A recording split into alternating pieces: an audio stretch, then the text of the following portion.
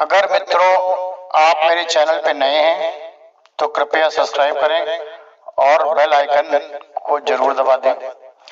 धन्यवाद।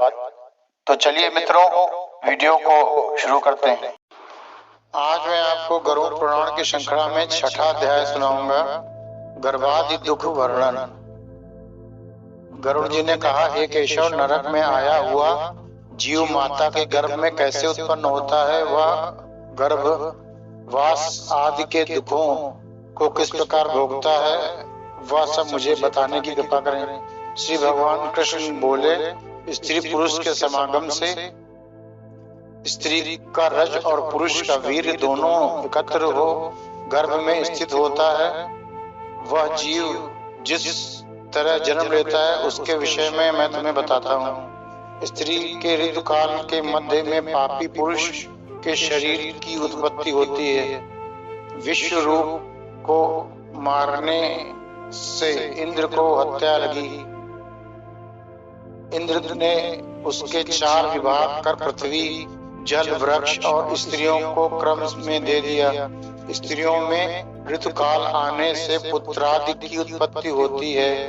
इस कारण स्त्रियां 3 दिन अपवित्र रहती हैं। ऋतुकाल में प्रथम दिन स्त्री चांडालिनी, दूसरे दिन ब्रह्मघातिनी के समान और तीसरे दिन धोबिन के समान होती है। इन 3 दिनों में नरक से आए हुए जीव पैदा होते हैं।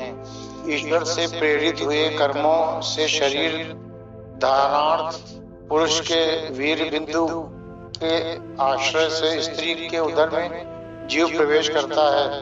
एक रात्रि के शुक्र शोणित योग से कोदो के सदृश, 5 रात्रि से बुद्बुद सदृश और 10 दिन पर बदरी फल के समान कठिन, तदंतर मांस पिंडाकार होता हुआ योनि के अंदर अंडे के आकारवत होता है। 1 महीने में मस्तक, दूसरे महीने में भुजा आदि अंग बनते हैं। तीसरे महीने में नख, रोम, हड्डी, चर्म, लिंग, दशद्वार के छिद्र, चौथे महीने में त्वचा, मांस, रुधिर, भेद, मेद, मज्जा, अस्थि, इन धातुओं की उत्पत्ति। 5वें महीने में भूख, प्यास उत्पन्न होती है। 6ठे माह में गर्भ की झिल्ली से आच्छादित होकर दाहिनी कुक्ष में गर्भ भ्रमण करने लगता है। माता के भक्षण किए गए अन्न आदि से बढ़ता हुआ गर्भ जीव विष्ठा, मूत्र आदि का स्थान तथा जहाँ अनेक जीवों की उत्पत्ति होती है ऐसे उदर में शयन करता है। वहाँ कृमि जीव के काटने से सब अंग कष्ट पाते हैं। वह बार बार मूर्छित भी होता है। माता जो कड़वा, तीक्ष्ण, लवण युक्त, रूखा, कसैला आदि भोजन करती है, उसके स्पर्श होने से कोमल अंगों को बहुत कष्ट पहुंचता है। फिर भीतर से तथा ऊपर आंत से वेष्टित होता है। उसकी पीठ और गर्दन कुंडलाकार रहती हैं। इस प्रकार अपने अंगों से चेष्टा करने में असमर्थ होकर वह जीव पिंजरे में स्थित पंछी की तरह माता के की कुक्ष में अपने सिर को दबाए हुए पड़ा रहता है। भगवान की कृपा से अपने सैकड़ों जन्मों के कर्मों को स्मरण करता हुआ वह गर्भस्थ जीव लंबी सांस लेता रहता है। ऐसी स्थिति में भला उसे कौन सा सुख मिल सकता है। मांस, मज्जा आदि 7 धातुओं के आवरण में आवृत वह ऋषि कल्प जीव भयभीत होकर हाथ जोड़कर विकल वाणी में भगवान की स्तुति करता रहता है, जिन्होंने उसको माता के उदर में डाला है। 7वें महीने में आरंभ से ही सभी जन्मों के कर्मों का ज्ञान हो जाने पर भी गर्भस्थ प्रसूति वायु के द्वारा चालित होकर वह विष्ठा में उत्पन्न सहोदर कीड़े की तरह एक स्थान पर ठहर नहीं पाता।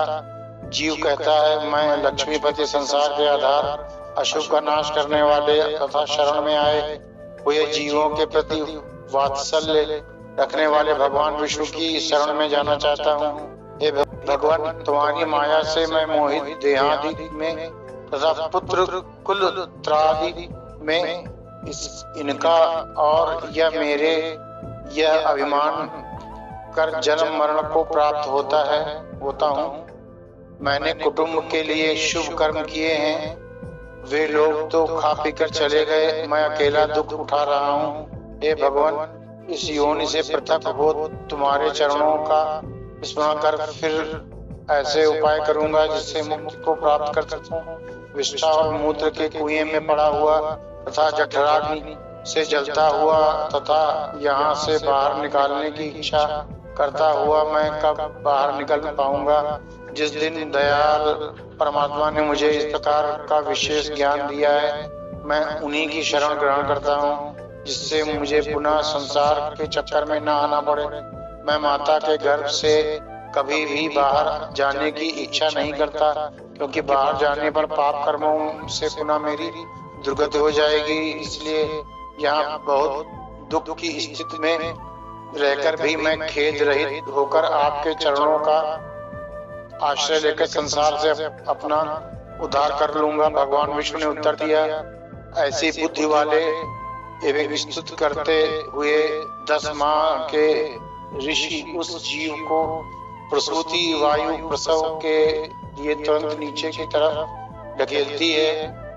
प्रसूति मार्ग के द्वारा नीचे की तरफ सिर करके अचानक गिराया गया हुआ आतुर जीव बड़ी मुश्किल से बाहर निकलता है और उस समय वह सांस भी नहीं ले पाता है, उसकी स्मृति भी समाप्त हो जाती है।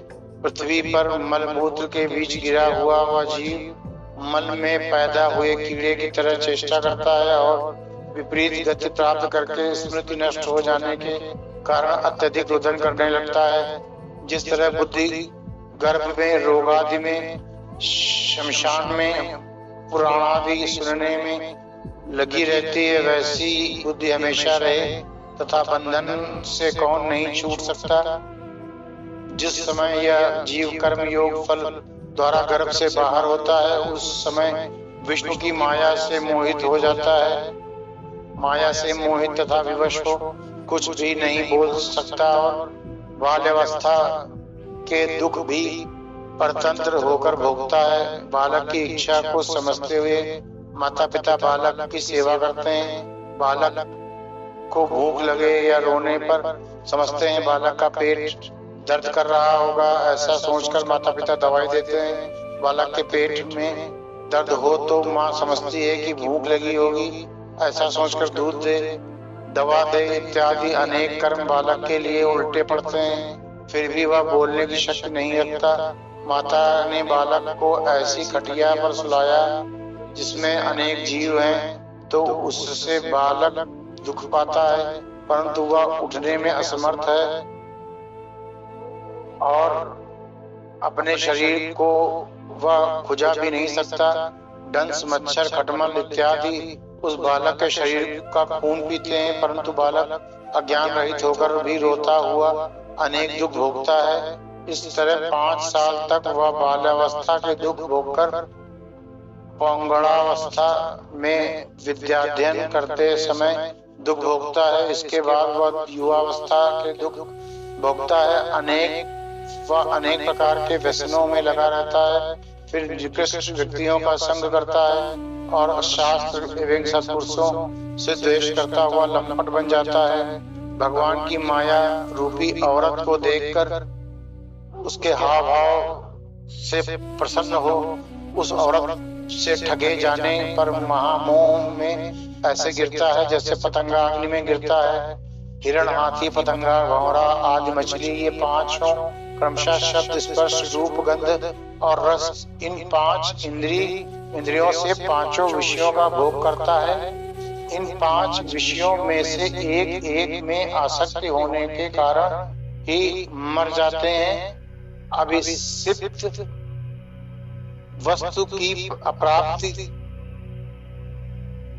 की स्थिति में अज्ञान के कारण वह आसक्त व्यक्ति स्वयं अपने नाश हेतु दूसरे आसक्त व्यक्ति से शत्रुता कर लेता है। इस प्रकार अधिक बलशाली अन्य आसक्त व्यक्तियों के द्वारा वह वैसे ही मारा जाता है जैसे किसी शक्तिशाली एक हाथी से दूसरा हाथी मारा जाता है। इस प्रकार जो मूर्ख अत्यंत दुर्लभ मानव जीवन को विषय शक्ति के कारण व्यर्थ ही नष्ट कर लेता है, उससे बढ़कर पापी और कौन हो सकता है। सैकड़ों योनियों को पार करके पृथ्वी पर दुर्लभ मानव योनि प्राप्त होती है।